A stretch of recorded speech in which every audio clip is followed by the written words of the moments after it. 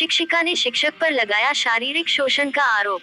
राया block की एक शिक्षिका ने साथी शिक्षक पर यौन शोषण का आरोप लगाया है।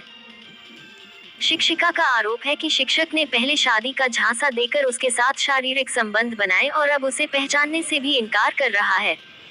मथुरा का बेसिक शिक्षा विभाग एक बार फिर से शर्मसार होता हुआ नजर आ रहा है।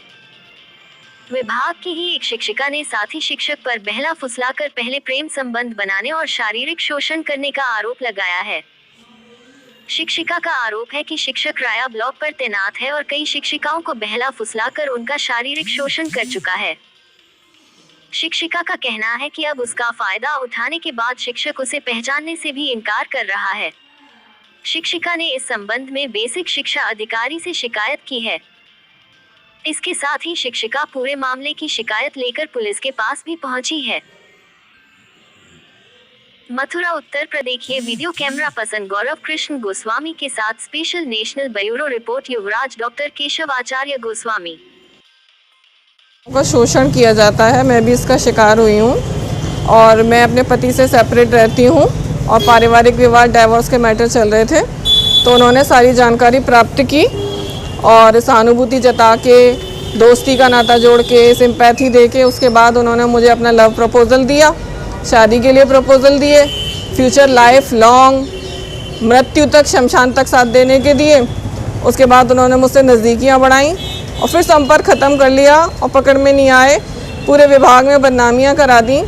और जब उनसे बहुत मुश्किल से विभिन्न शिक्षक साथियों के माध्यम से बात की तो पारिवारिक दबाव का बहाना बता दिया।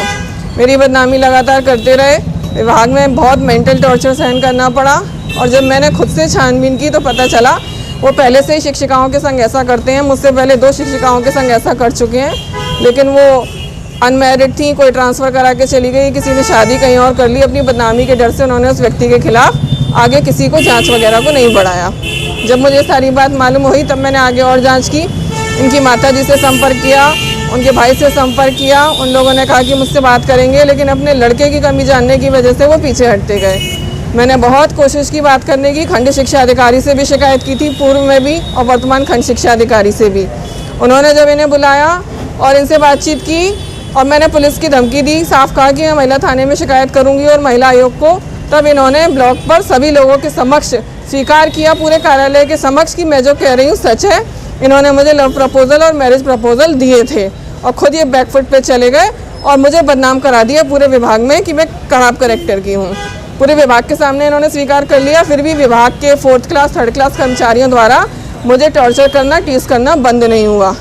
इसके बाद मैंने इनसे दोबारा संपर्क किया, तब भी इन्होंने यही कहा कि मेरे सामने नहीं बोलते हैं। इनके परिवार को मैंने संपर्क किया जाकर, तो इनके परिवार ने कहा कि इसने हमें कुछ भी नहीं बताया जो आप बता रही हैं कि ये आपसे रिलेशनशिप में था और इसने आपको ऐसे प्रपोज़ल दिए थे। और परिवार के सामने ये मुकर गए, परिवार के सामने ये बोले कि ऐसा कुछ भी मैटर नहीं है, ये मैडम झूठ बोल रही हैं और मैंने इनसे ऐसा कोई वादा नहीं किया। जब मुझे इनकी सारी सच्चाई पता चली तो मैंने तुरंत बेसिक शिक्षा अधिकारी महोदय को शिकायत दर्ज की। उनके द्वारा कहा गया है कि ऐसे व्यक्ति को तुरंत ब्लॉक से हटा दिया जाएगा, इसके खिलाफ जांच कराई जाएगी और इसके खिलाफ FIR कराएं। क्या वे व्यक्ति शादी करने जा रहे हैं तो उससे क्या विवाद क्यों हुआ? ये विवाद इसलिए हुआ है क्योंकि इनका यही मंशा रहती है कि विभाग की शिक्षिकाओं से पहले मेलजोल बढ़ाते हैं, उनकी व्यक्तिगत जानकारी हासिल कर लेते हैं।